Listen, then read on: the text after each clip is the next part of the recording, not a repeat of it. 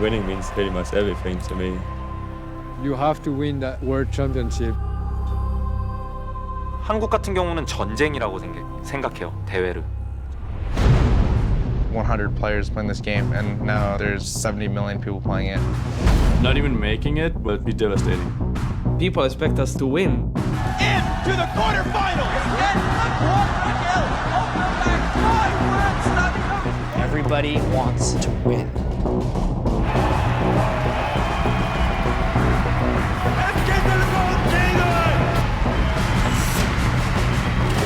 Our new League of Legends World Champions.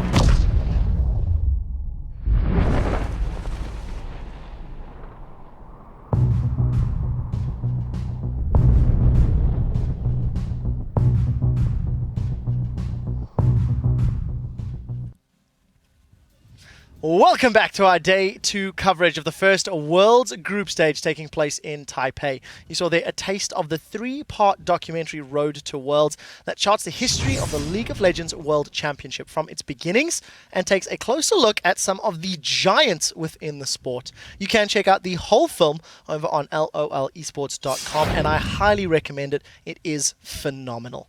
Anyways, guys, the teams are loading in for the 5th match of the day. It is Team Solo Mid versus the GPL's Taipei Assassins. And yesterday, when I asked you guys who would advance to the quarterfinals, these two teams had our analyst desk split, as everyone agreed Royal Club would be one of those two. TSM is one of these squad, mixed. They completely smashed SK, and then completely smashed themselves. Freak, why is that?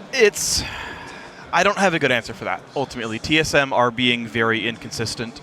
It's kind of been the thing of the North American LCS all split long as teams being incredibly inconsistent. Krepo can attest, you guys were amazing at the very end of the year and had a really slow start. Dignitas had the inverse going on. We were really amazing at the end of the year. You guys were awesome. It just wasn't enough to actually close the games, or to get into the playoffs. But TSM the same way, right? These guys sometimes do really well and sometimes do really poorly.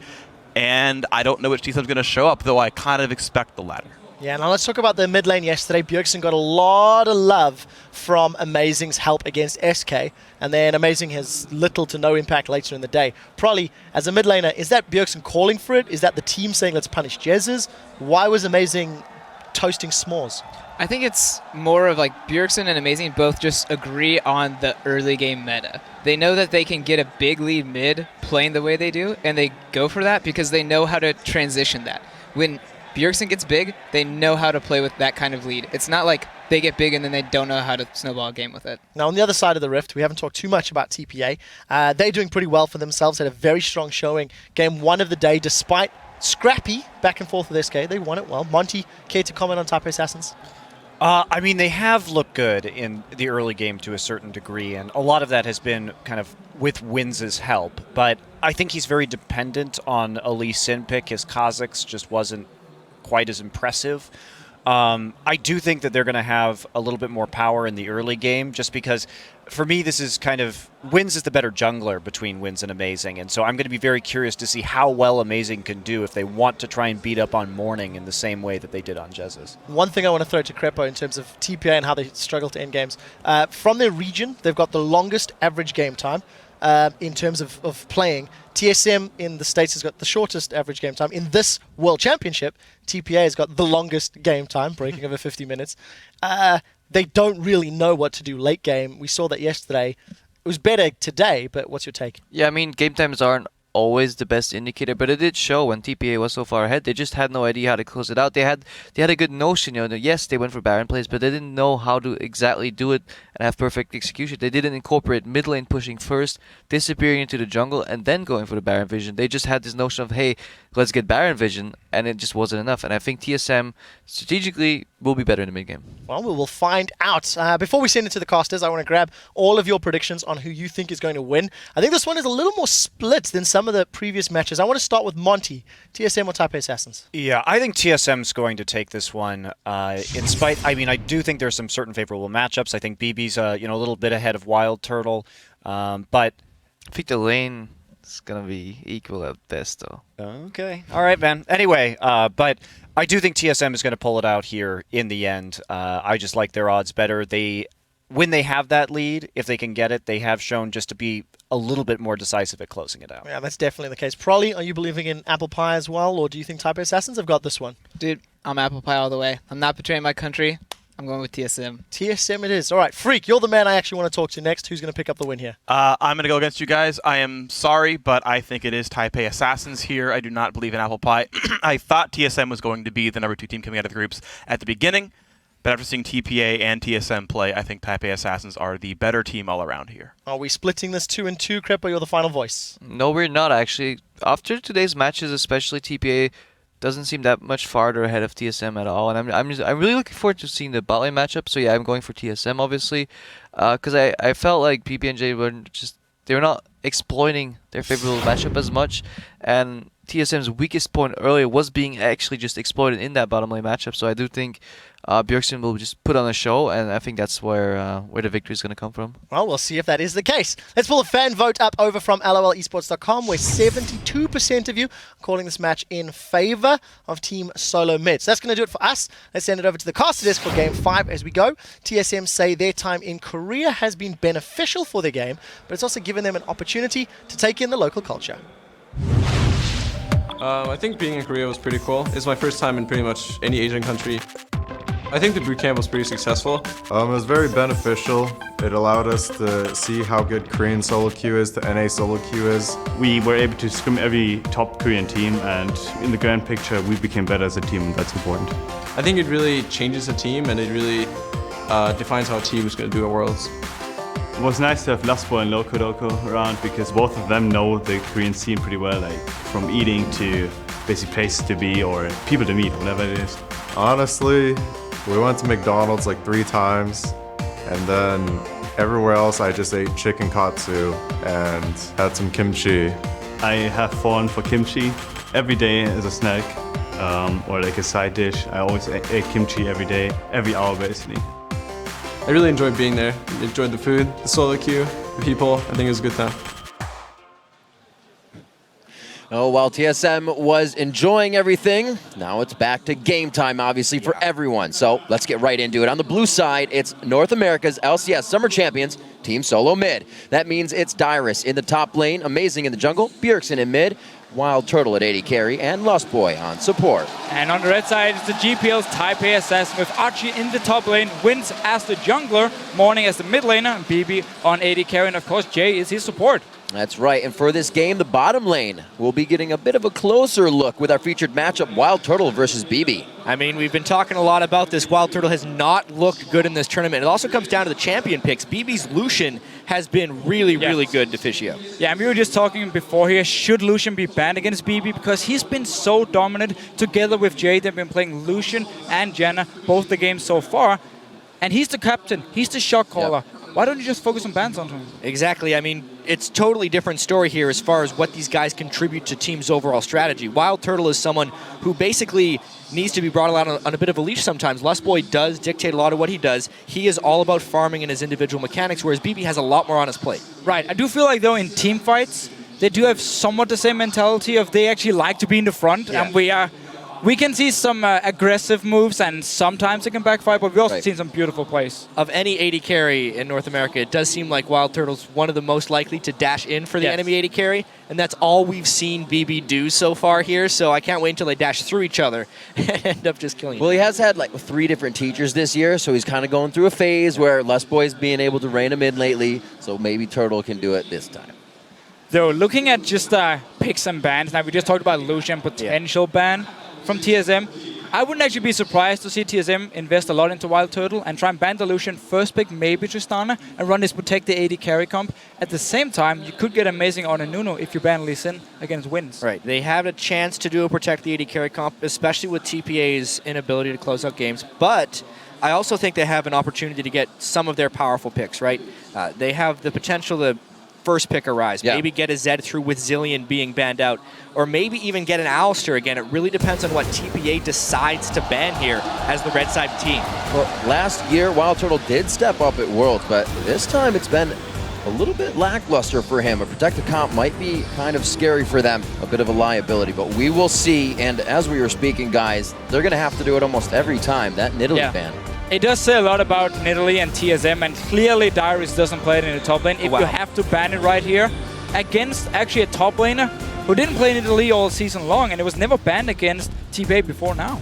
TSM bans Zillion as well. Huh. This is actually, in my opinion, a really bad omen for TSM as they continue throughout this. They also banned Zillion 7 times in the North American playoffs. So they banned Italy every game. They may have to ban Zillion every game against teams that play Zillion. And if you put them on the red side, they'd also have to ban probably an Alistair, which means they give up a lot of stuff to teams when they're on the red side. That's not good for them in the long run. No, it could be Maokai they would give up every single time, and if you don't have a split pusher to play against it, suddenly it becomes very, very hard here. Syndra ban against Morning, he played it twice already, but I'm actually not been too impressed by his Syndra, so far at least. Me neither, and especially for Bjergsen, his Syndra is devastating. We knew Lee Sin was going to be a priority pick as well. They end up securing that, but at what cost? Yeah, so again, my Nuno jungle protect AD carry didn't work yet. I mean, Tristana is open, Lucian is open for PP if you want DD on the side of TPA. Again, their Janna pick, which we have seen a few times from Jay. I feel like TSM, by first picking Lee Sin, we don't actually see it too often, but it's really showing that they want Amazing to be able to carry in the early game. Against Royal Club, his performance on Elise compared to Inseg on Rengar, that was miles apart. Right. I think it's also very heavily targeted at wins. Of course, you want to mention on the desk, it'll force him onto Kha'Zix where he looked a little lackluster. But honestly, I wonder about this pick ban phase from TSM in general. We got to talk about Lulu instead. Yeah, so Lulu, I mean, Lulu's always going to be a flex pick. You can go support Lulu mid lane, top lane here. Already from the start though, TPA is doing what I expected TSM to do, protect the AD carry. First pick come in with the Lulu. We have the Tristana. BB loves to be the late game hyper carry. Perfect setup already. Keep your shot caller happy, and the good things are going to come to you. Just looking out for Team Solo mid here. More Janna to possibly be paid. Lust Boy could be locking that in with a Kog'Maw for the bottom lane here at Team Solo mid. So if they do lock in Janna here, we have to consider the fact that if it's a full protect AD carry comp from TPA, then they won't run with any hard engage. Right. And then the Janna suddenly doesn't really do anything because of their... Yeah. Like, you don't need this That's disengage. a really dangerous pick right here. Exactly. It's a very risky pick already. Or coming TPA in... can absolutely build this around them if they want to. They could still pick the Nami, they could do the Nunu, they could even pick Orianna in the mid lane. They could put the whole thing together right here if they wanted to. Right. Could also simply just pick Janna here to make sure TPA doesn't actually lock it in, and they wouldn't be able to get their possible best disengage support here. Win locking in that Rengar. 2-0 on it. So Exactly. does have some plays. Not super experienced. TPA doesn't have too many games to pull from either. They didn't play nearly as much as some of the other regions in their regular season of playoffs. That's true. TSM has not fared well against Rengar so far. Insect did a number on them earlier.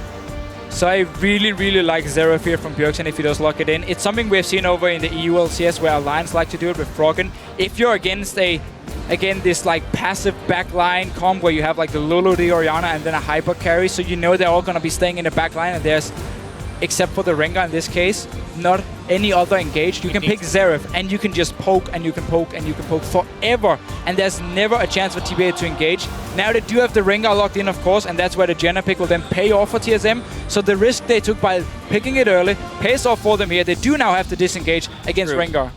They have to disengage, and they potentially have an answer to the protected carry. There's two ways you can go against the hyper carries. You pick ridiculous dive to try and get on top of him, but against the really good protected carries, sometimes it doesn't work out. This one, if they end up finishing off with Rumble in Xerath, which they do...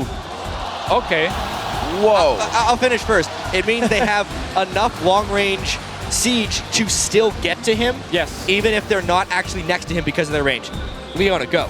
On the other side though, TPA, yeah, they don't want to risk being in a situation where they only have one engage tool, which will be the Rengar, where then Lost Boy is just going to ult, he's gone, engage is gone, and it's all about the poke now from Bjergsen. That's not going to happen because Leona's been locked in, so TPA is securing enough engage here, especially Leona is great at engaging onto someone like a Janna here when it comes to team fights. Not in the laning phase, because Janna can always interrupt her when she tries to E onto her and make it very hard to lane. I think this pick and ban phase was extraordinarily interesting because it seemed like TPA was going to go for the disengage comp. When they realized they were going to get out-sieged, they had to switch in that last pick, and it still works because they have a bunch of people that can hop on now when they add Leona with the Rengar. And this will be one of the first times we see Team Solo Mid kind of not just locking in a team that they wanted. A lot of thought went into this one, so they're adapting to what they saw. It's going to be an amazing game as usual. We're at Worlds. This one's about to go live, so send in your votes for who you think will win. Tweet hashtag TSM win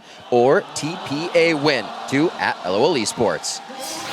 Man, I really enjoyed this pick and ban phase here. There was just counter picks left and right, and if Lostboy didn't log into Janna, I do wonder if TPA wanted to pick it up for Jay. Already played it twice. True. Could have gone like full protect the hyper carry, even log in someone like a Nuno jungle here. And picking Leona into Janna is really dangerous.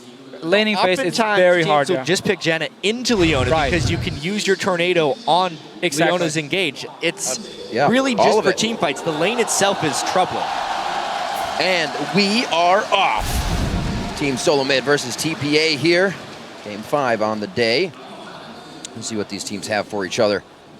We do have that Lulu coming in for Achi in the top lane. Like we said, protect the AD carry for TPA. That long-range siege and poke coming in from Team Solo Mid. Have not seen Dyrus on that Rumble in quite some time. Last seen on it wasn't really comfortable for him. So we'll see how he's grown into that now. And this is definitely not a protect the AD carry comp any longer because now it's going to be, okay, where's my Ringer, where's my Leona? I'm going to put my ball from Orianna onto this guy and I can shockwave. We have the wild growth as well. Like suddenly there's so much engaged potential from TPA and it's going to be all about the positioning from TSM and also the way Lostboy can use his ult and the way Dyrus can use his ult because once a Leona and Ringer jumps in, if you manage to put your ult behind them, then suddenly you can zone away both the Lulu, the Tristana, and the Orianna at the same time. I really also have to wonder how the synergy between Bjergsen and Dyrus is going to be. I remember a nice moment from the playoffs where Dyrus was on Ryze and Bjergsen was on Xerath, and he would rune prison him, just kind of holding the guy down so Bjergsen could punch him a bunch of times. They don't necessarily have that synergy now, so his ultimates will be substantially more jukeable. However, they're adding even another element of long-range siege with Wild Turtle's ultimate on top of all this. It is going to be really hard for BB to actually stand in place and try and fire off because he will be outranged despite being at level 18 like the longest ranged carry. A plethora of skill shots raining down from the sky as we get to the mid game, but who's going to make it there as the stronger team? Team Solo Mid loves to have a strong laning phase, grab that first dragon and make things go from there. And we also just, again, we just talked about the comms here. We have to point out the fact, if you look at all the carries from TSM, immobile targets. No jumps. You're against the Leona, you're against the Rengar here. It opens up for TPA to get the engagement they want. We're just going to have to see what is going to happen in these potential fights. So we mentioned that picking Leona into Janna is dangerous, and we can see TPA ends up lane swapping this out. This is hugely beneficial for TSM. They have not been able to win 2v2 lanes. We've been looking a lot at Lustboy's rune pages and the way he plays. He always plays really defensively, rune page-wise, in lanes, and this is better than what they could have hoped for, being able to get a 2v1 farm lane while still having Dragon support in this matchup. Yeah, the only problem is going to be Dyrus, because with Rumble, it's a lot about your mid-game power spike where you go back, you get your haunting guys, maybe in the Leandris before the Dragon fights really start breaking out, you have your ulti, that will be delayed. I actually think all the way back to when Rumble was super popular and they did a nerf on him. His Electro Harpoon lost 10 damage at rank 1. And what that actually did is it made it so he couldn't last hit the caster minions with it in between waves. So as far as if he were to sit in a 2v1 and let the waves hit the turret, he wouldn't be able to CS nearly as well. Rumble is actually weak in 1v2 lanes because of that change, which is why they're double jungling. Yeah, and also because the top lane is being frozen right now. So BB up in his top lane, what you do on Tristana, of course, if you want to freeze the lane, you simply don't put any skills into your E. You just sit there, you don't want to have explosive shots, you don't want to push the lane by last hitting. And for now, 4 members from TPA in the top lane, TSM responding with 4 in the bottom lane. Yeah, TPA is no stranger to lane swaps. They actually had a really good answer to Starhorn Royal Club's fast push early on, and at this point, TSM has actually decided to push a little bit, but it's not exactly a fast push. I wonder how quickly they'll kill this turret and whether or not they're going to let BB get as much farm as he wants, because that's the ultimate goal here for TPA, is to get BB as farm as possible. Well, they're getting what they can out of the jungle, that's for sure. Trying to shut it down, but as we see the 2v1s, your jungle kind of becomes the top and other side of your opponent's jungle. So they're rightfully so in the spot. Oh, man. Bjergsen finding some love in the mid lane. A great hit on that, but they're not able to follow up with more slow. Morning, just kind of hanging out on the backside. They know it's intense. Speaking of backsides, what in the world? Team Solo Mid coming out of the woodwork here, and it's not going to happen for them. A great readjustment by TPA. But this was simply all 4 members from TSM being down the bottom side of the map, and they noticed the gank in the mid lane. Instantly, they ran from the bottom side into mid lane here. Forced the flash as well. Only heal was used by Bjergsen. And an interesting move there by Wins. When you're going to do an early gank like that, and when they can prep it out of the jungle, especially since they were jungle buddying, the fact that he didn't come out of there with full ferocity for an empowered Bola is a little bit disappointing as far as his Rengar play is concerned. Bjergsen, like you said, only blowing that heal, the flash on Morning, so they may be able to make a return trip onto that. Lustboy and Turtle having a much different lane here on the bottom side. Now as we match up 2v2. See BB up on the top side, and he's going to be getting some solo farm for himself. Dyrus will not be able to give him too much trouble. So the game pans out pretty much nobody's favor so far, but the vision's been placed down very well. The Dragon not had by TSM early. And one of the strong points about Lulu, now we've been talking about Rumble, of course, in a lane swap, is Lulu is not there. I mean, she doesn't really require a lot of items. You can fall behind and still be very useful because you bring so much utility in these team fights here. And because, of course, you have some range, you could pick up some farm in the lane here. So Archie back in this top lane. Darius slightly ahead in CS. The lane swap was definitely short-lived. I'd say once Leona hits level 6, she has a better chance against the Janna lane, right? So they've withstood a lot of that interesting part here, and especially if Wins can get going too, we'll see what happens. Yeah, if Rengar runs, I mean, you can even just run from the lane and then set up, land a stun onto Janna, and you can just lock her down, kill her before she can even do anything. Looks like they have quite a composition. Wins coming in on the backside. If Jay can get there early and blow the Monsoon, he's free to jump. So it's got to be perfectly timed by Lustboy on that. Then he's got to hit the exhaust. It looks quite hard, but they can definitely put it onto paper. That's a really important pink ward kill right there. While Wins is up in the top lane trying to set up a gank. If Dyrus can withstand this right here and not give up a kill, it's going to be very good for Amazing and TSM. But he gets in without being interrupted by the tornado. One of the lockdowns onto Turtle. We talked about having not that many escapes. Lustboy can only provide a bit of disengage. Dyrus doesn't know that Wins is in the brush. Control from TPA here to the top lane, but amazing in the back pocket. He gets the cripple down. He's able to lock it. It's Archie going down for first blood, and they could get Wins here. Flame Spitter out, but they're gonna back off. Just a beautiful turnaround right there. Again, Wins is pretty ineffective on Rengar, not even locking Dyrus down, and he turns around with that rank 3 Flame Spitter and just decimates TPA's gank there. And we normally don't see a Rengar ganking before level 6 here, and Wins, he's paying the price. Lee Sin is so much stronger before level 6. Instant as Amazing shows himself, they turn it around and they pick up the kill. And I feel like Amazing, this is kind of what TSM wanted him to do all year, and we've only seen this from him recently. Back to the kicks, back into making the right plays. We just saw him take down that pink ward, and he was around Wraiths. He's like, you know, I don't see Wins, my bottom lane is pushed. I'm gonna see what's happening top lane. And just think back to yesterday's game. Insec was playing with Amazing. Like, he was just everywhere on the map, and Amazing could never respond in time. Now the first pick Lee Sin. So that's a lot of priority from TSM onto this one pick here. It paid off in the start. The start of this game has been a completely different story, and TSM is actually a team throughout the regular season in North America I found either loses slowly or wins slowly. That's been completely different here at Worlds. They've won a complete stomp and lost by getting stomped pretty hard. The way this one has started with an early edge is great for them, since their early games have been the most tumultuous at Worlds. We'll see what kind of play they can continue. Every lane's kind of even going out through here. Amazing was the one to get that kill, really just giving Dyrus the haunting guys, and Achi's gonna go for double rings in that lane. Good hits onto BB, making him dodge, keeping him off the CS as much as possible, but he's able to keep it quite even. Well, Turtle got his level 6 here, so it's gonna be so annoying for TPA down his bottom lane. As long as Lustboy is ready with the Hurricane, Jay won't be able to engage, and it's all about the long-range poke then coming in for Wild Turtle onto BB, trying to get him as low as possible, possibly set up a gank from Amazing, and then you can go for Dragon after. And talking about Amazing. Trying to make more moves. He's going to go ahead and just prep this one out. Simple play here as he goes back towards the top side. Going to try to get some deep warding in on the side of TPA. Amazing is.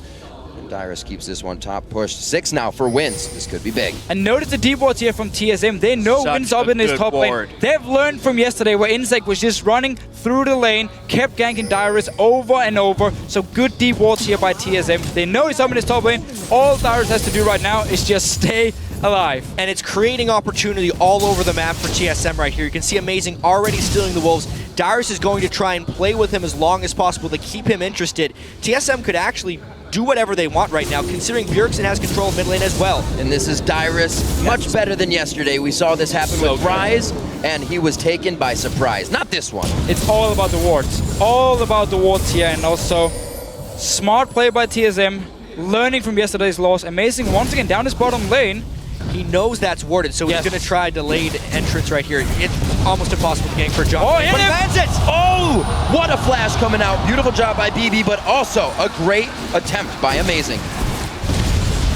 That's actually something we talked about a lot when we're watching people play against Lee Sin thus far at Worlds, is a surprisingly low number of people were flashing the Lee Sin kicks. BB, watching the games, experiences Worlds, flashes at the right time to save his life. And so far, wins on this Rengar. One gank in the top lane, where he ended up dying. Second gank, warded. Spotted, warded. Amazing, been forcing flashes.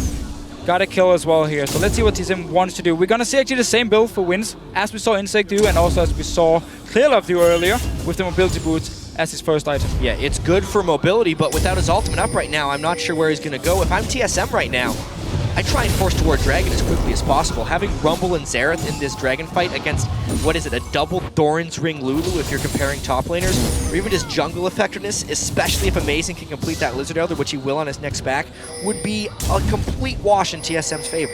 And also just remember BB on Tristana here is fairly weak in the mid game, which we're coming towards now. I mean, the problem for Tristana is once you get like a pickaxe or BF sword, it doesn't benefit your abilities. I mean, it's all about your auto attacks here, so you don't benefit as much from these items.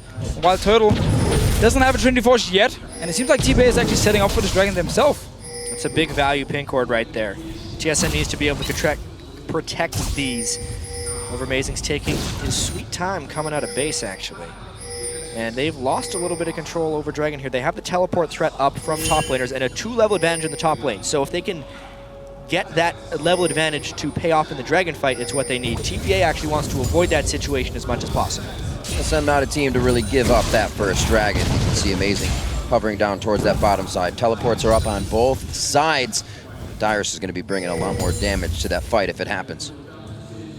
And we have seen before with TPA, they like to play some pink wards, but we also see them just leave them. They want to defend this one. Very scary for Amazing. Just gets himself out to a safeguard, almost stunned up.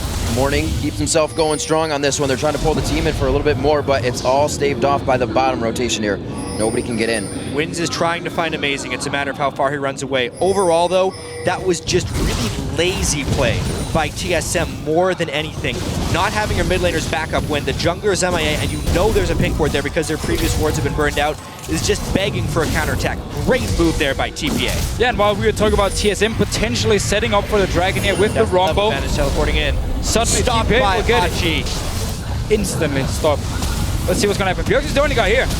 Animate's joining in. With the ultimate, wins very low. Bjergsen's going to find the ultimate kill. Well, that turned around in the top lane. The polymorph was down. Dyrus was able to go full damage even after the wild growth was used through Hachi. And what a double play kill going in the bottom lane as well. Boy, what? Oh my god. Still going on the Morning. He gets the sombrero to work on Amazing, but it's one quick shot from Bjergsen. They are really heating things up. Challenge to production, we need about 3 replays right there because TSM did absolutely everything at once. Top lane, mid lane, bottom lane, Dragon, everything won. Now it's 6-0 and a 5,000 goal lead in an instant.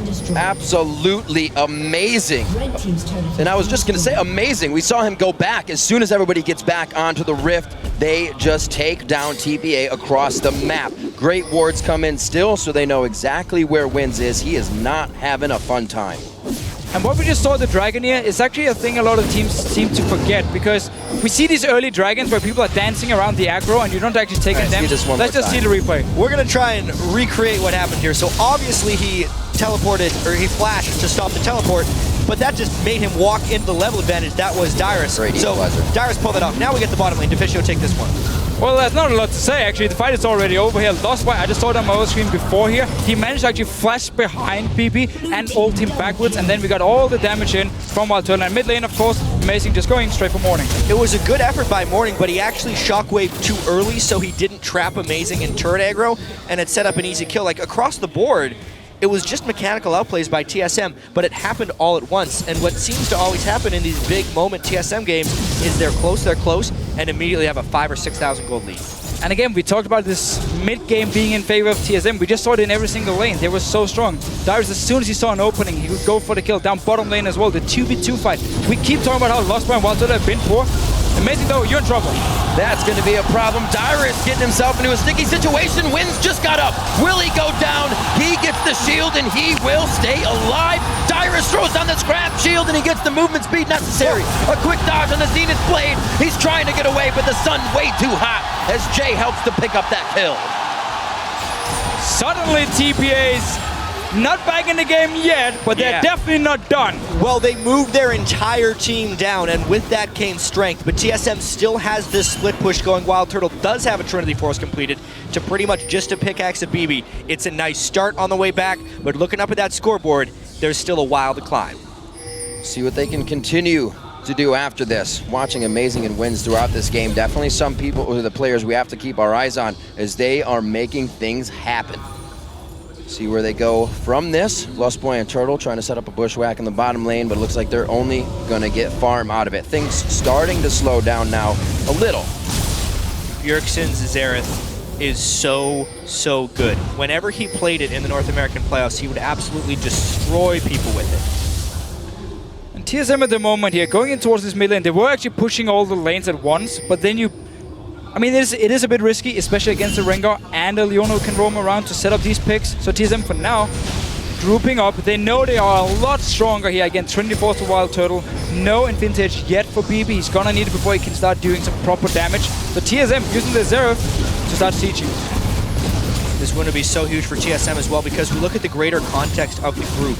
This is effectively the halfway point. Everyone will have played each other once. At this point, it's Starhorn at the top, SK at the bottom, and TSM and TPA are tied. If they win this game, they're putting themselves in pole position for making it out of this group. Both teams 1-1 right now, really looking to get that too. It's going to be difficult. TPA will not give up that easy either.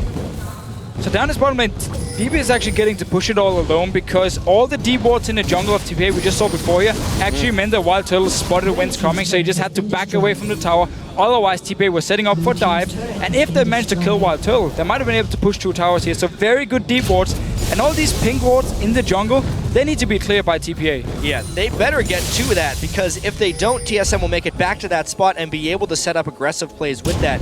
Teams need to move their pink wards with their levels of aggression. If we actually flip the tables over to TPA, that's one of the big reasons they've had trouble closing games, is they don't necessarily move their wards with them in offensive positions. TSM only has offensive wards right now, which is one of the big reasons that push came in so easily from TPA. And we see Winds walking by all of these pink wards. They have been there for so long. These things have paid for themselves over and over again here, and they still haven't even been cleared. Finally, they found one of them. There's still 2 more left. I mean, they have full vision of Winds for the last 2 minutes. They saw the gang down his bottom lane. There we go. No. Really? That sucks. I mean, fair enough. He's once again going down to his bottom lane in Wild Turtle. He saw him move down. Oh my god. Okay, come on. What is he looking at? I think we're getting trolled now. Nope. He's looking for more. Also looking at BB. He is so focused on the rest of the map right now, it must be. Yeah, possibly. I mean, we do see this sometimes. I remember when the whole ping ward thing came out and people were just always looking elsewhere and never spotting the small bushes. So there are spots in some brushes where if it goes through a piece of terrain, since wards see in straight lines, that you can't end up seeing the ward when you walk by. The fact that the rest of his team didn't mention that either is very weird. Peculiar to me. Oh, got that warning symbol. They want Amazing, the playmaker right now, really helping out the team. Darius could throw down a red carpet. It's right across them. Jay gets locked up pretty hard, but the damage really is not following through just yet. BB hops over the wall looking for a reset to get back to safety, or with help from the rest of the team, they are backing off. A lot of ultimates are still up if the fight continues. But risky and a little bit sloppy play by TSM here. They had the time on the Dragon. They were staying around, but Wild Turtle, he was still stuck in the bottom lane. He didn't move in time. BB was still alive here, but Wild Turtle, he was just sitting and farming the bottom lane. Opened up for TPA to get the engage and actually trade 1-for-1. They should still lose the Dragon, however. Yeah, They got the pink ward control, at least, at the blue buff. That's one thing. It makes it even more surprising that they got ambushed a little bit right there. Amazing. In exactly the same spot that he nearly died last time, ends up getting caught. I think Morning got that one, actually, on Oriana. Yes, he did. Very nicely done. Dragon is still alive. This could be a definite contest here. They don't have the ultimate, though. So there's no ulti and lost by here. The main disengage for TSM, and this ward is still alive. And Amazing tried to get behind Morning here, couldn't actually do it, and therefore ended up just wasting his ulti. So Jules is gone. Amazing, consistently trying to make plays, helping out the team quite a bit. Looks like everybody's going to back off for now. Dragon still alive, 20 minutes into this one, still the 5,000 gold lead from TSM, but TPA has given them something to think about here as we approach these objectives. Yeah, this one is still in TSM's favor, but you can tell they're a little bit gun-shy. That is one thing that comes with picking the Janet composition, is it's somewhat counter-engage focused. It does take a little time to develop, and they need to set up their siege from Rumble and Xerath in the right spots, but they have pretty good vision control. They should go for Dragon shortly. Yeah, it's going to be all about the vision control, because as you just said, you need TPA to engage onto you, unless Amazing can manage to get a kick. But he has no flash at the moment, and his ult is still on cooldown, so he won't really be able to start the fight. And therefore TPA, they have enough wards around here, they can start it, and it seems like also TSM can start it. It seems like TPA don't really want to challenge. You don't want to walk into something like a Rumble and a Xerath.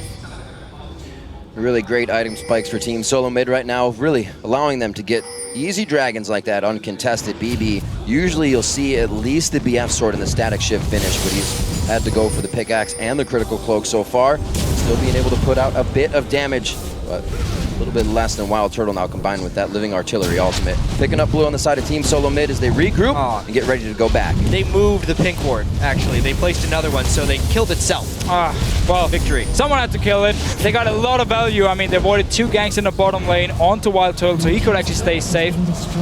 But TPA at the moment, I gotta give them credit here. They're actually playing it very smart. When they do see an opening and know there's not 5 members of TSM, they go for the engage. That's what we saw at the Dragon beforehand, where they trade 1 for 1. And as soon as TSM were grouped up, TPA said, okay, we're not gonna fight you. We're just gonna go, split up the lane, send BB to the top lane. He can pick up more farm, get his Infintage very, very soon, and take a tower as well. So what they're doing now, just buying time. And it's interesting that TPA is the team that ends up letting the opponent buy time when they're ahead, but is doing a very good job at buying time for themselves while behind. It's really on TSM to set up their proper siege. They absolutely can. I mean, with the Void Staff being completed on Bjergsen, and even just Kog'Maw being Kog'Maw, setting up a group siege in a lane is absolutely a possibility as long as they can control the side lanes and create some type of individual push up the mid lane. It should be set up 2 minutes ago. Yeah, but it's good you mentioned the side lanes, because TPA has actually managed to push out at least the bottom lane every single time, which is why Wild Turtle was stuck down there as well around the Dragon fight. And once again, it's pushing in. It should hit the tower very soon, reset the whole wave, therefore TSM don't really care about it. Wave management is pretty tricky when you're ahead sometimes. They push, they push, they push. You just wait longer and longer and longer. Almost grabbing that one. TSM trying to be a pain in the butt right now as TPA is gathering up their own jungle. See Amazing's 9-3 throughout the season on Lee Sin, one of his mains as well. Wins took that yesterday and was just wreaking havoc on it, but today faltered a little bit early on the Rengar with ganks before 6, and Amazing was really able to capitalize. They finally set up this 5-man siege that they've been trying to get because the waves are mostly managed. Yeah, look down this bottom lane. It's gonna push in favor of TSM, so they can stay here now, keep TPA in the mid lane, and once the bottom lane wave pushes all the way up to the tower, then it opens up for TSM to move from the mid lane to the bottom lane, catch the wave here. That's actually also why it wins right now, at least moving down towards the bottom side, or maybe he wants to flank around. I think he's trying to flank for a Rengar Orianna ultimate. This is actually very good for delaying games. Teams are afraid to push up. But there's a pink ward here. Look at the pink ward from TSM. Great pink ward positioning by TSM. If he does try and go in, it would probably backfire. Doesn't mean he's not going to try, though. It's got to be a thought on their mind. There's one missing from in front of us, and you can see him on the outside, kind of playing a walk and back game to see if he can draw attention. Team Solo Mid, they feel like they know where he is, and they're going to stay safe in the mid lane. Things towards the top. They say BB by himself. so we could possibly keep pushing this. TSM should just go bottom lane here, push in the mid lane, and start moving down towards this bottom lane. You already have a pink ward, so you know, okay, we're not gonna face check anyone right now, and they've seen both BB in the top lane, they see Morning in the mid lane, they're moving down towards this bottom lane now, they have a big wave being built up, and they can just push it straight to the tower. It's just about setting up the siege. That's really all TSM is trying to do right here, and they're doing a good job. They finally got wave management. TPA knows this is coming, so they're trying to set up the pick. There's the Whimsy onto Rengar. Wind popped his ulti. That was the ulti as well. Not Very even land hesitant. Didn't even land the ball. It's so hard to engage on this TSM team. They're staying so far back. Plus, if they don't engage perfectly, Lustboy will reset the fight. Imagine if they ran down that too with Equalizer. That would have been a bad idea. They did manage, however, to actually buy some time for BB to clear the wave here, so we're not going to see the big minion wave push into the tower, and TSM just have to deal with the next minions arriving here. Dead. But they're always going to get so much damage, and TPA at the moment, they're too far behind to actually engage onto TSM, so they just have to give up the towers. It could be a potential threat of having that AD carry shot caller. He's off pushing another lane. The rest of the team can't set up a play at that point. BB is doing his best to become farm, but he's not at a threatening enough point they can hold yet, and the gold lead is just continuing to grow to Fischio. Right, and while TPA wants now to go late game because they don't really have a choice, you're falling too far behind. If you look at the comps here, TSM has great late game scaling themselves, so it's not even because TSM have to worry about like a ticking time bomb on the side of TPA. Yes, okay, you do have the Tristana for late game, but that's going to be your main damage source. And on the other side of TSM, you have a hyper carry yourself, and also you have Xerath in the mid lane, so good in late game. Could this have worked out differently for Jay if, obviously, TPA got ahead early? Because right now, he can't even get close enough to engage. Yeah, Leona is, in a sense, one of those champions that's fantastic when you're ahead, but very difficult to play while behind. I mean, they did the lane swap. TSM ended up having that miraculous set of plays in the mid game, and since then, he hasn't really been able to do much. Yeah, not only Leona needs to be ahead, Rengar himself. I mean, if you want to go for these risky engage, look at the build from Wins here. It's full damage. If he jumps in and the rest of the team is not able to follow, he dies instantly.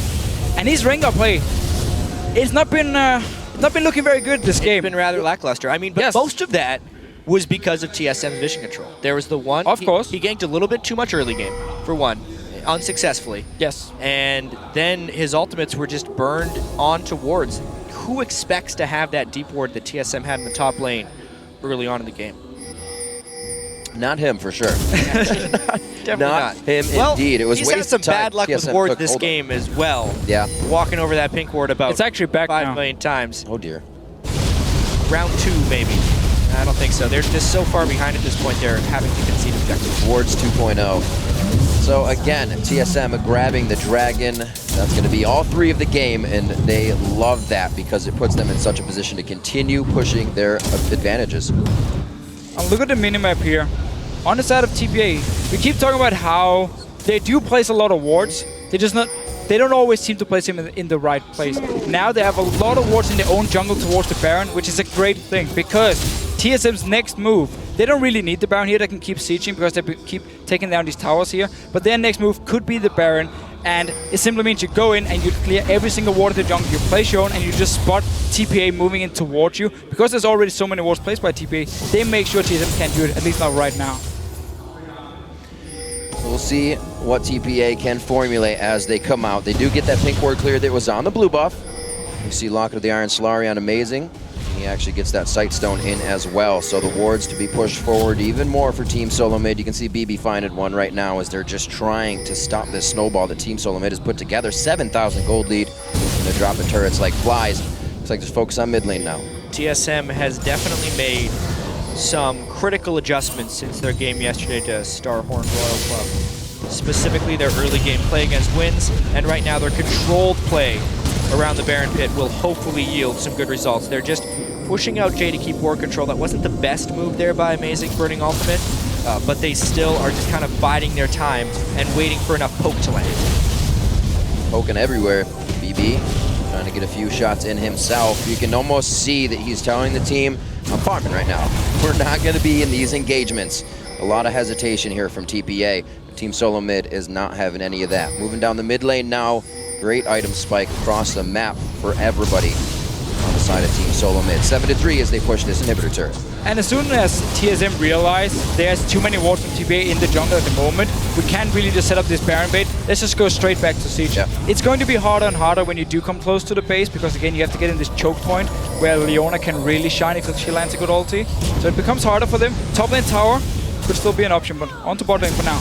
Yeah, they're not really doing a classic split push. Instead, they're just in between the mid and the bottom lane turrets, trying to move back and forth across that spot and land poke. I mean, I suppose because Xerath is such ridiculously long range, they're getting a lot down there, but I'm wondering why they don't just go back around the Baron and play that game, because that's where I feel like they find their kills. See, like they're actually heading towards that side, making sure these wards are clear. Obviously, TPA is going to be on their heels for this one. Lustboy with the upgraded sweeper, able to make that one count twice. Knows where the wards are efficiently.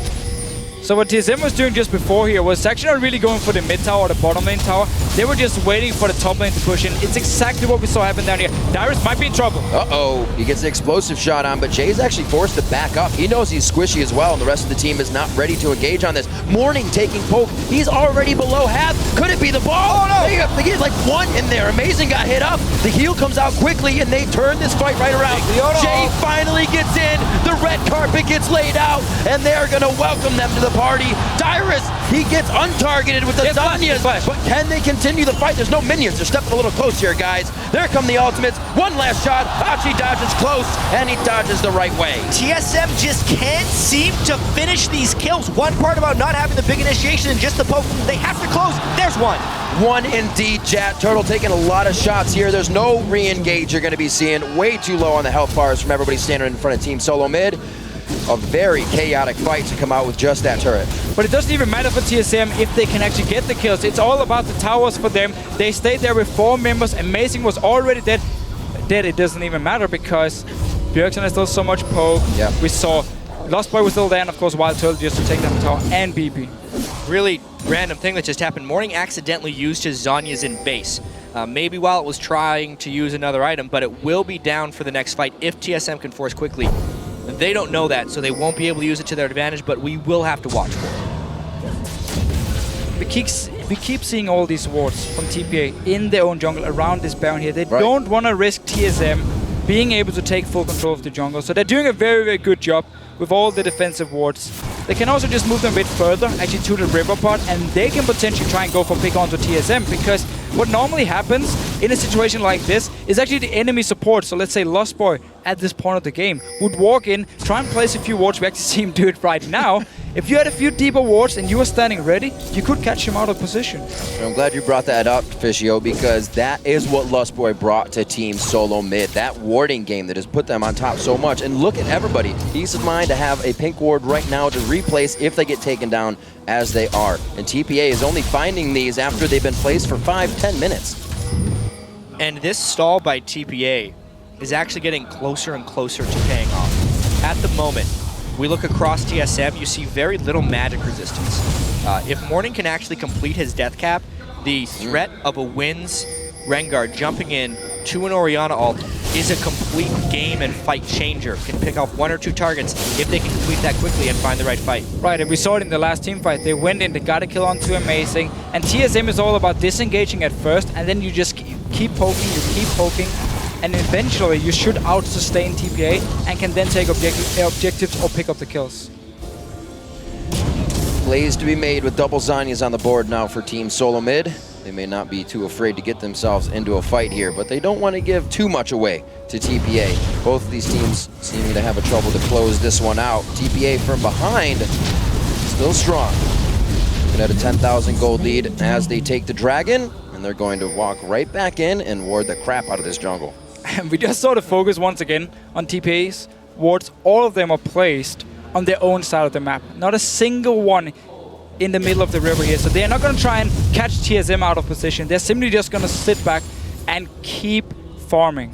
That's the only thing they really have as an option right now. It'll depend how nimble BB is on his feet right here versus Bjergsen's poke, because if he gets taken too low, these turrets will become indefensible.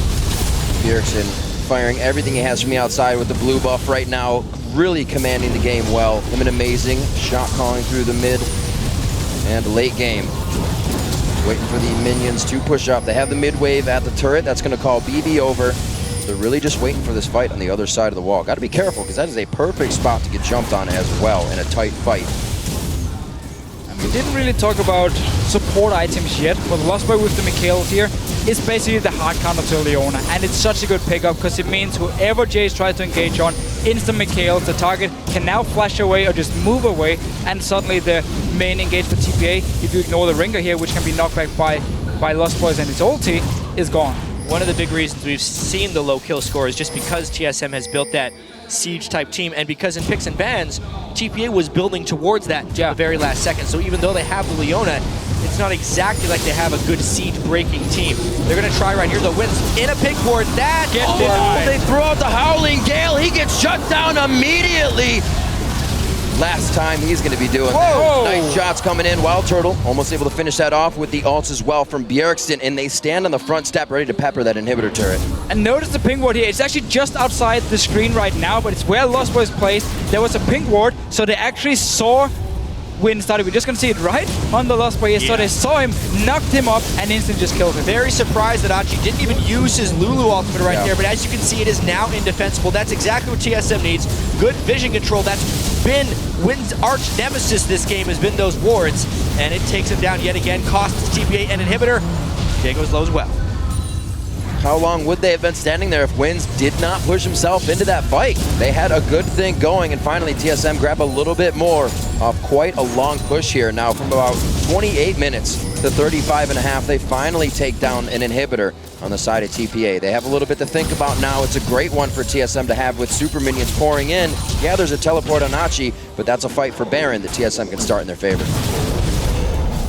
They do still have the same two defensive ping wards from TSM here, which TPA can now actually go in and play. So finally, they actually move into the river here, play some of their own wards. Now they realize our base is open, there's going to be super minions spawning in, and we can't just sit back and defend any longer. Now we need to move out, and we have to get a pick. And it's because TPA is absolutely against the clock. Achi can push right there now.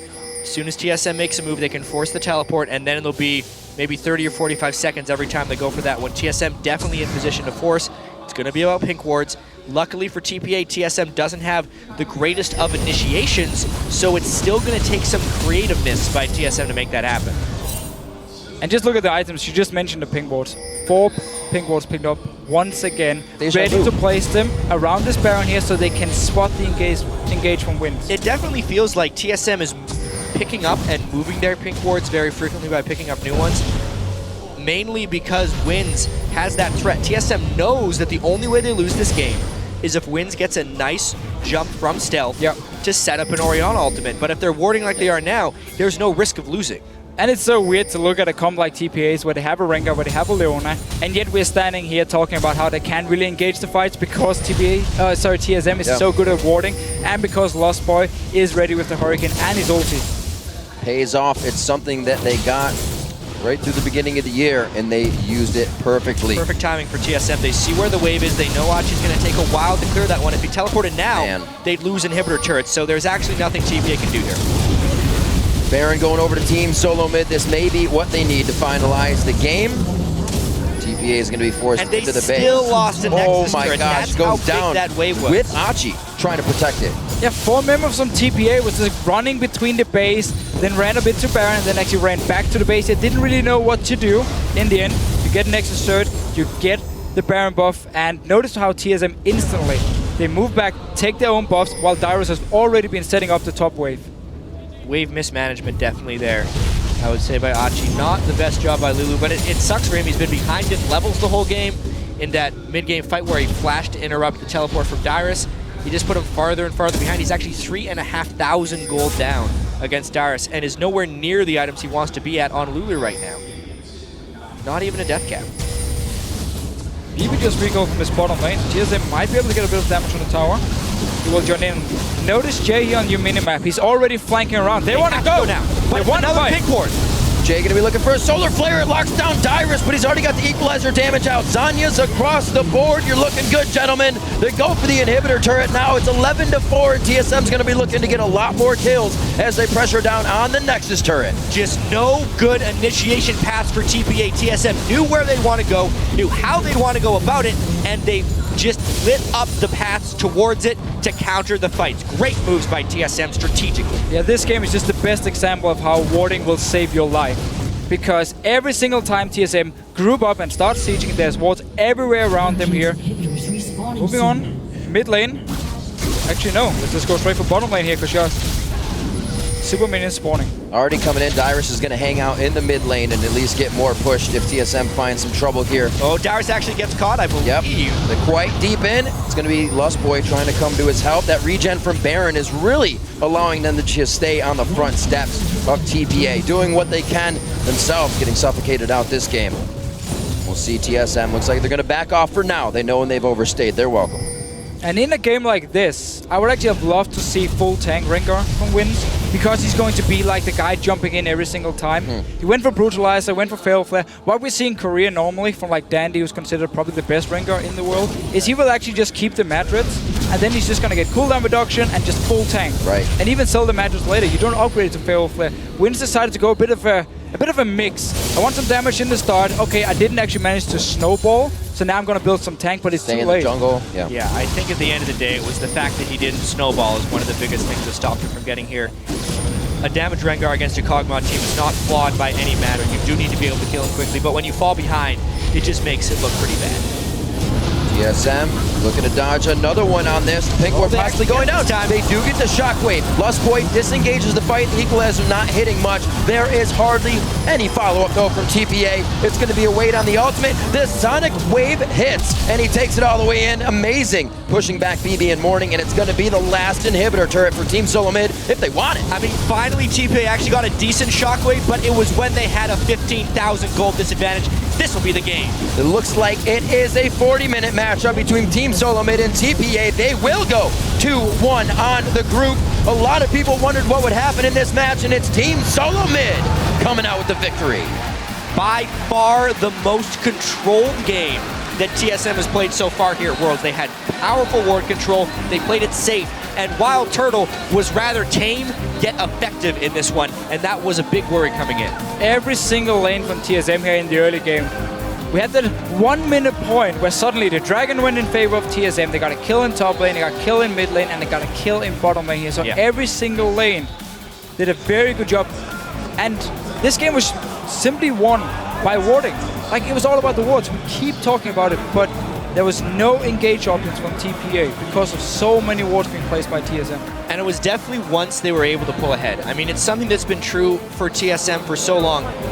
During the regular season, it was about their ability to beat the teams that were worse than them.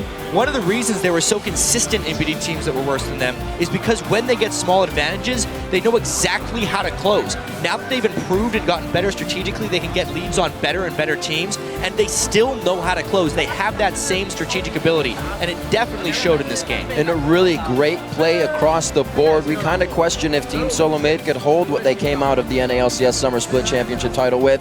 Could Dyrus still put the pressure on? Got a solo kill in his lane. Could Amazing still put pressure on? Get some Lee Sin kicks in, and if he's not on Lee Sin, still create pressure. This time he was on Lee Sin, and it worked out nicely, but the rest of the team stepped up as well, because bot lane was a liability, a lot of people thought, for Team Solo Mid, and it came to the show today.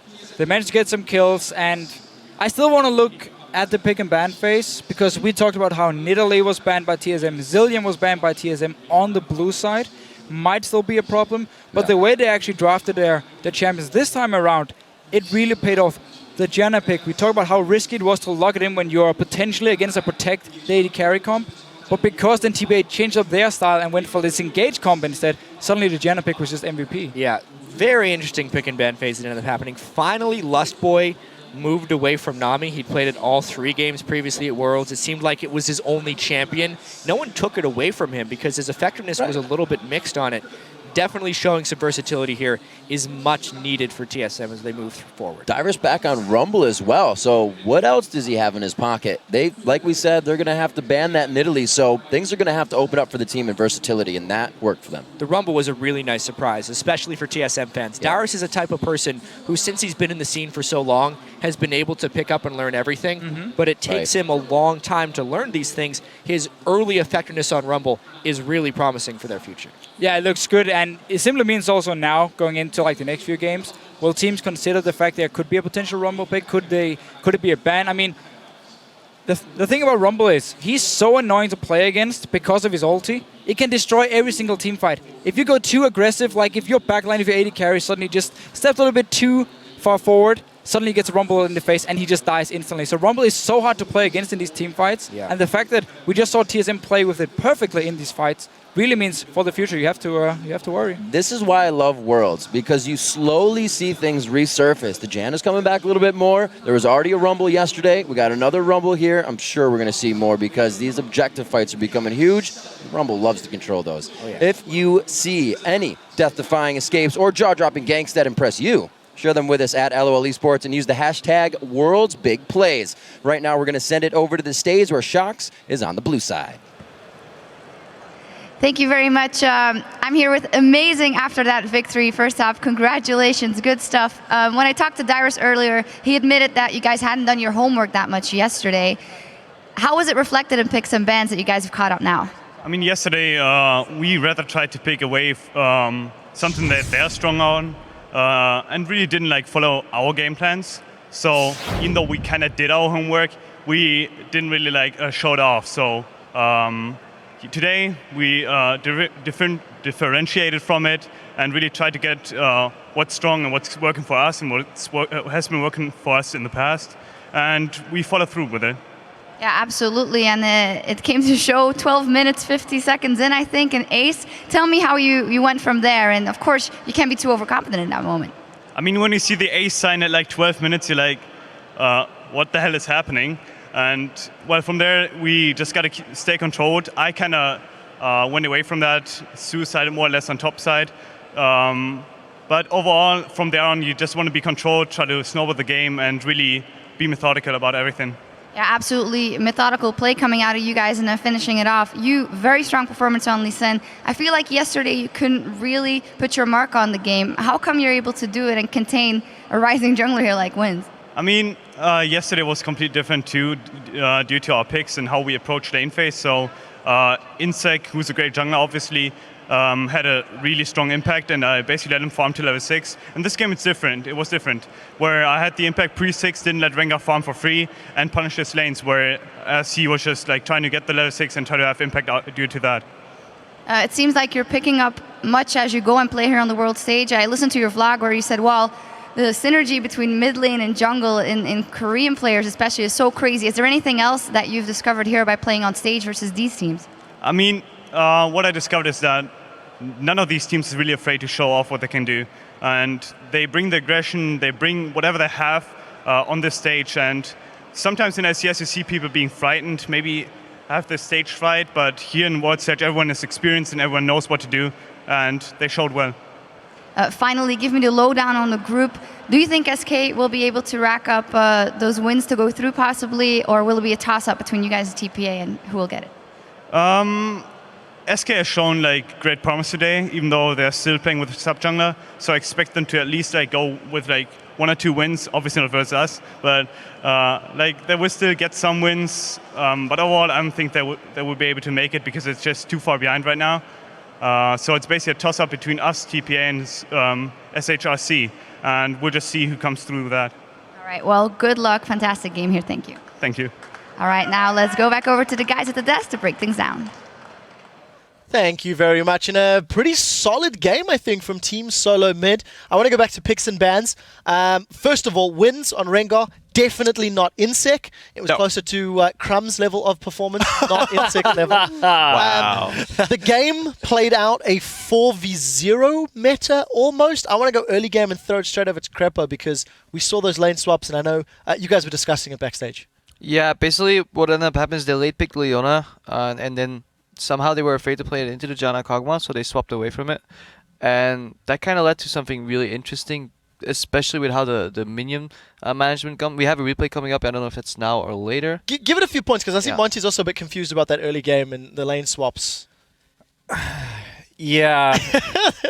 It was some pretty sloppy play on the map too, and we had a kind of weird pseudo skirmish in the mid lane, after which, because Leona was already down in the bottom side, I feel there perhaps was an opportunity to go ahead and use TP for Lulu to get into the bottom lane. Both teams could have used TP. Yeah, it was wave on tower. Yeah, it was It was actually pretty poorly played from both sides. There wasn't a whole lot to like. Lack of understanding, misplay. Like, where does it come from? I mean, if mistakes were made on both sides, was it a circumstance of events, champions? I feel it was over caution. I think that it was a nerve issue because both of these teams should know how to do this at this point. It generally stems from not seeing enough people on the map, and then in scrims you'll take that risk and all, but on the world stage you don't want to be that guy that TP's back to lane and just gets caught by people. Well, I disagree. Everybody was in the mid lane like instantly before that happened, so we had a pretty good idea of where everybody was. But here's the issue: is when a lane is slow pushing and you teleport to it, you signal, guys, 4v0 dive me, where a jungler's off the map, the other top laner can TP in to join, and again you've got a Leona down there, right, who's ready to dive someone like Rumble, who has very poor escape tools. Darius could have definitely.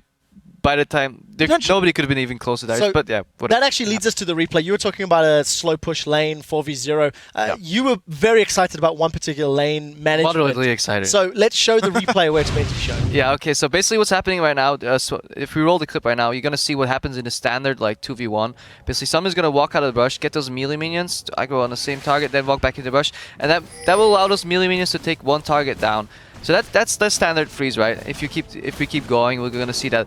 But I don't want to be mocking Jay here, but he's going to do something that I don't really think is too smart. He wants that relic stack, and that sweet 20 gold he got there actually screwed up the freeze. If you run it really slow, you'll notice how there's one range creep barely on enough HP to get like 5 extra auto attacks, and that will actually break the freeze, and it'll slowly push away. In return, what's going to happen is TPA is going to realize it's like, yeah, guys, we can't leave our AD carry alone because if we free up the support, somebody's just going to walk up and take all that XP. So they hover around top lane, having a 4v0 dive ready. TSM spots the fast push on top lane and actually reacts immediately by just pushing in the wave even quicker. I think BB, once he noticed that this wave is pushing, just insta shove it into the tower so he can free up his support. But people are just, we can take the replay down by now. People are just hovering on that lane way too long, and I just wanted to highlight how this one attack, this one minion that you take down 2 auto attacks from creeps too early can ruin an entire freeze. The hunger for the gold. Yeah, and the other thing about that too is this is how we used to play lane swaps back in the 4v0 meta, and so the correct response here is if you are going to stack a minion wave like that, you have to figure out a way to zone the enemy top laner off the turret. So in a way, this could have actually been quite surprising by reverting kind of to a previous lane swap meta, but I just don't think they thought enough about that during the game. No, they didn't. Let's expand a little bit more. As the game progressed over the next 10 to 15 minutes, TSM completely stamped authority, cross-map ace, plus dragon. Impressive. After punishing TPA for starting the dragon in the first place. Yeah. And well played. Freak, what's your comment on that? It was a lot of miscommunications here because at the very start, you've got these guys starting dragon, they're trying to 2-man the dragon, and they're actually going to get it. And they pull off because Dyrus teleports in. And the thing is, Achi doesn't communicate. All he has to do is run in there, and he run in and he flash ults to stop the teleport. If he had let his team know he was going to stop the teleport, they finish the dragon, they don't take that extra 200-300 damage, they don't die to Bjergsen, Amazing doesn't steal it, now the jungler and mid laner are freed up to not allow that bot lane dive that TSM then gets on them, and then they're not low health so that Amazing and Bjergsen kill the mid laner afterwards. Like, this all stemmed because Achi didn't tell them 2 seconds earlier, I'm going to stop the teleport. I can see that working out. Probably you haven't chimed in too much yet. As the cross-map ace happened, TSM got control, didn't let go. They pushed all the way through to the end. What was your take on the matchup? I mean, Xerath being played by Bjergsen, he went 5-0-5. Your take on TSM? I mean, you know them fairly well. I was actually really happy that Bjergsen didn't get a lot of jungle help this game because it started off and it seemed a little rocky. He was actually chugging a lot more potions than he should be in that matchup because I've seen him win it before. And it wasn't going too great, and then he gets that Dragon Steel and hits all 3 ults onto Rengar, and right after that, that just fired him up. And after that, he goes the ace mid lane, and then that game just snowballed off of that. But it was really happy just to see him kind of like do it all by himself, get his lead by himself. And we know he has the ability to. Right, yep. I'm going to instigate some trouble here. Deficio called Janna the MVP champion pick of that game. Nami was available. Earlier today, Monte Cristo was not convinced that Janna is a good support. And whoa! In contrast to Nami. No. Explain why. No. What do you think? In that specific composition, in this composition, if we're looking at TSM, when you have let's talk about the win conditions here. You want to get that mid-game power spike with Kog'Maw, Trinity Force, Athene's onto Xerath, and then have Rumble with, it doesn't even matter how, Rumble can have no items, really. Like, it doesn't matter. And then you want to group up. If you get the shield onto Kog'Maw, he can W the turret safely. You can poke people off. If you need to, you can Rumble ult. You've got great Dragon control if you poke, and you have great early siege. And with the cross-map ace, they got a 14-minute Trinity Force onto Kog'Maw. This is a great power spike. Now, my complaint about the way they played this out was that come 22, 23 minutes, they actually grouped too late. After the initial ring of towers went down, they seemed to start thinking about Baron a little bit. They were not very decisive, and so this game probably should have been over about 8 to 10 minutes sooner. Once they figured it out, and they actually managed to group together as 5, use that Rumble ult to start taking towers, it started working really well. The pink ward's on the flank, perfect. Yeah. But I'm concerned about how fast they can make decisions, because against a good team, you leave a window to get back into the game. Yeah, and I agree. Janna is this great, again, 20-minute champion. I think she actually scales just fine throughout the game. The interesting thing about this was, I also still contest that was a fine pick in the prior matchup where we were all disagreeing on whether Janna was good or not. My basic thrust here is Janna is that good, and the 20-minute push is that good that even if she doesn't fit the comp exactly, we've seen champs that you pick regardless of their place in the game anyway. Champions like Kayle, champions like Maokai, Apachigo especially, where no matter what you pick them anyway because they're just that good. I think Janna's there for support, so that's my thrust on that one. Day 2, I got to get a thought from Krepa before we roll on, and we will continue this round 3 of Janna versus X fight later. Yeah, I just think TPA made Janna the MVP pick because Janna was up on the board already, and then they picked Rengar and Leona into it. It's like, hey, we have this crazy disengage support. You know what we're going to pick? Engage. Yeah, and then, oh yeah, I have this one solar flare that's going to screw your team over. Oh, you have Mikhail's? I can't do anything anymore. Or I have to swap away from you. They could have picked anything else, and they could have maybe even won that lane. I think a well-played Braum Tristana can beat any Kog'Maw lane, which I'm very passionate about. You guys are already tired of me talking about that all the time. But I'm really disappointed with the Leona pick, and the Rengar pick to an extent, and I think that just made Janna the MVP pick. Yeah, I agree. I think you either pick a matchup that wins the 2v2, or you switch your pick and get a split pusher to beat a Siege comp and just try to buy time. All right, we do need to roll this one on. We will talk more a little later in the day. Right, there's still one more game to be played, so let's take a quick look at how the table is set. I'm going to quickly rattle off the results before we go to this ad break. Samsung White is 3-0 at the top of the table after scoring that pentakill, taking down Dark Passage. Group B, Starhorn Royal Club, top of the table 3-0. Team Solo Mid, sitting relatively comfortable in second. Taipei Assassins, the hometown hero, is going to have to pull this one back. Anyways, guys, we are going to take one last break before our final game of the day. It's LPL's Edward Gaming versus AHQ Esports Club. Stay with us.